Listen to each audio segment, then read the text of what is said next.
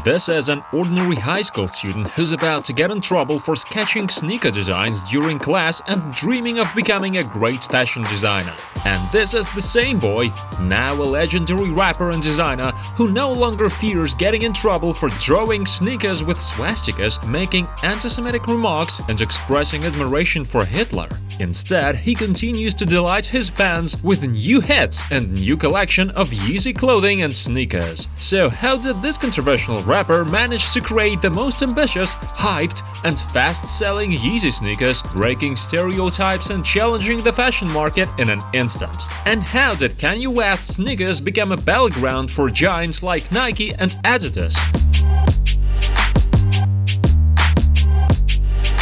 This is the story of Yeezy.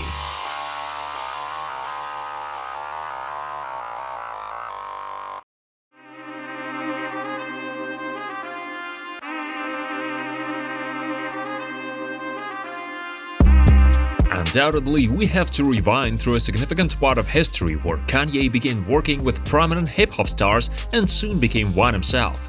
And in 2006, amid the coveted statuettes, platinum albums, and stacks of millions of dollars, the rapper suddenly stumbled upon his old childhood drawings of sneakers and decided it was time for his childhood dream to come true. Rumor has it that even then, he wanted to work with Adidas, but at that time, Kanye clearly didn't meet their standards, despite being the owner of 6 Grammy statuettes.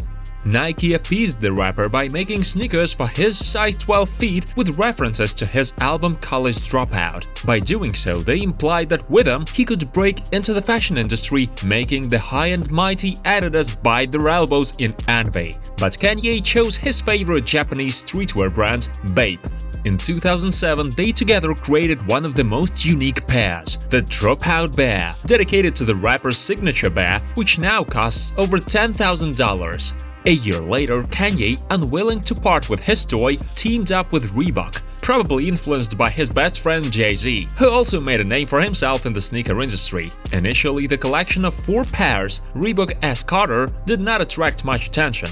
But soon, the artist, who had never professionally engaged in design before, created an amazing collection for the world's largest high-fashion brand, Louis Vuitton. He dedicated them to his manager Don, barber Jasper, and his favorite singer Mr. Hudson.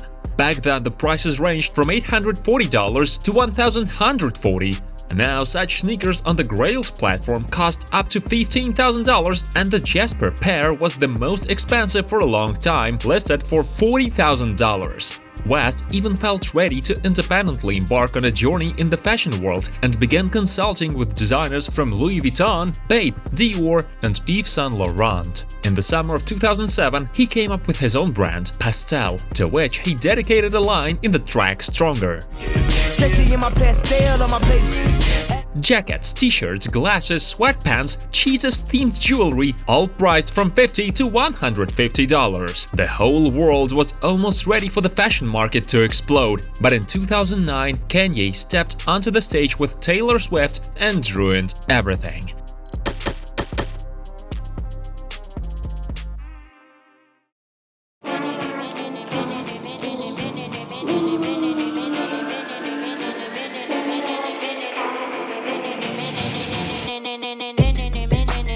After the world learned that Swift was worse than Beyoncé, Kanye had to retreat to Italy for an internship at Fendi. It seemed the world missed Kanye's non-musical creativity and handed him a random encounter with the CEO of Nike, who happened to be seated next to the rapper on a plane and saw his drawings on a notebook. This marked the beginning of the Yeezy era. The name came from the Kanye's nickname, Ken Yeezy, a term of endearment used by his friend Jay-Z, meaning something super mega cool. It turned out that back in 2008, at the Grammy Awards, Kanye appeared on stage in never-before-seen sneakers. Fans searched for them everywhere, and for a whole year this remained a big mystery to the fashion world. The internet went wild when they discovered that these were Kanye's own model with the swoosh. Nike Air Yeezy 1, featuring the signature strap over the laces and glowing soles, sold out within hours at $2,015. The same success followed in 2012 with the Nike Air Yeezy 2, inspired by reptiles. only 5,000 pairs were released in each colorway. Queues formed days before the sale started, and due to the frenzy, sellers announced that the price for a pair would be more than $2,000 instead of $300. But this didn't stop anyone, and soon the sneakers appeared online for prices exceeding $4,000. They became one of the most profitable resale sneakers in history, and all because this was the first model to become as popular as the Air Jordan. Perfect. Yeezy, Yeezy, Yeezy, just jumped over, Jumpman. West was the first to work with Nike at the level of an NBA star, and the newly confident designer wanted more: a percentage of sales and full ownership of his Yeezy line, something Nike had never done for any star. It would have cost them a fortune, given that over 1 million pairs of Air Yeezy were sold. I stuck to my roots, I'm like Jimmy Fallon. I ain't dropped the album, but the shoes went platinum. In 2013, Kanye declared that he was a god.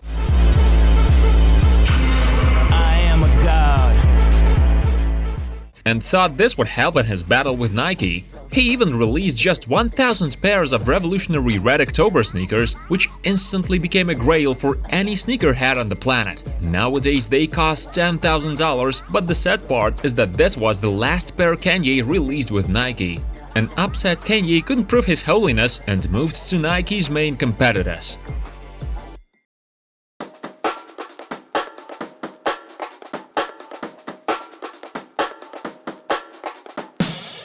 In 2016, the artist announced that his debts amounted to $53 million and asked Facebook founder Mark Zuckerberg to invest $1 billion in Kanye West's ideas. But Mark apparently didn't listen to his tracks, whereas Adidas seemed to be fans. They immediately offered him $10 million, 15% of sales of Adidas Yeezy apparel and sneakers, full ownership of his brand, and of course freedom of expression. Tell Adidas that we need $1 million in production. The same year, in 2016, the first Yeezy Season 1 show took place in New York, where Kanye showcased all his design creativity. Many designers were outraged, asking how easy to venture into our industry. But Kanye was lucky that by that time he was very closely acquainted with a popular actress from a certain family series, so closely that she was his wife. Her entire family had millions of fans, and seeing interesting items on the Kardashian-Jenner family, sales skyrocketed, from $600 for sweatpants to $3,000 for jackets. The first Adidas Yeezy Boost 750s, with a run of 9,000 pairs, sold out in 10 minutes. A few months later, the legendary Yeezy Boost 350 sneakers, priced between $200 and $550, sold out 40,000 pairs in 10 minutes, bringing Adidas Yeezy $15 million. People started saying that his boosts were akin to the launch of new iPhone or the release of new Star Wars movies. A year later, GQ called Yeezy the most influential sneakers.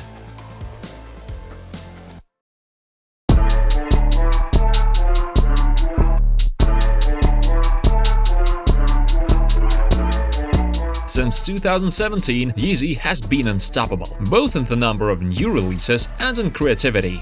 Boost 350 V2, Boost 700 V3, Yeezy 500, Yeezy Powerface, 1050 Vortex Boot, Yeezy 950 Dog Boot, Boost 700 Wave Runner, which fans oddly called ugly. Strange, but the trend for massive sneakers quickly took over the world, and even Balenciaga followed suit. Every sneaker release met with a sold-out response, but Yeezy clothing didn't fare as well.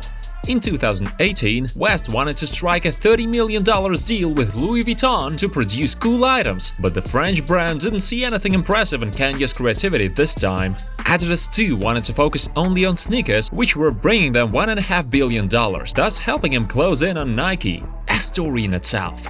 Neither his wife Kim Kardashian, nor his friend Paris Hilton, nor even the porn star Lala Star could draw attention to Yeezy season clothing. However, the release of the Yeezy 451 spawned a flood of memes online, as did the Yeezy D Rose sneakers that never saw the light of day. Interestingly, the humor of ordinary people became the main marketing tool for the Yeezy brand. Just recall the slippers a few sizes too small that the rapper wore to another rapper's wedding. West explained that he actually wore the slippers in Japanese style, but still asked his followers, "Are these slides big enough?" Yet all this was a prelude for the release of Yeezy slides, which instantly gained sold-out status and were later resold for much more. The entire line of slippers faced no criticism except those that resembled Cheetos chips. And no matter how amusing, mocking, or seemingly unwearable Yeezy shoes might appear, people who claim to understand fashion insist that his sneakers contain many cultural and historical references. Surprising, right? For instance, take the Yeezy Foam Runner. Just look at them. They simultaneously reflect the architecture of Antonio Gaudi, the monster from Alien, and the cars of Luigi Colani. Yet people still pleaded for mercy from trypophobia triggers. But Kanye himself loves to say, "There's a little bit of Lamborghini in everything I do." Yeezy is the Lamborghini of sneakers.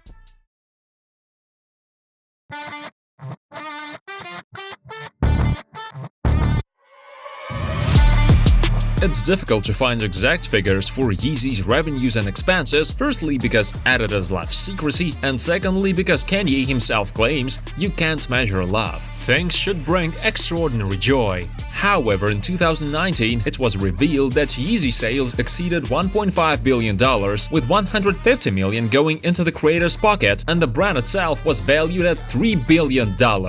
Despite this financial success, Yeezy inexplicably requested a $2.5 million loan from the US government during the pandemic to preserve 160 jobs. Perhaps it was a bribe from the government to keep him from winning the 2020 presidential election.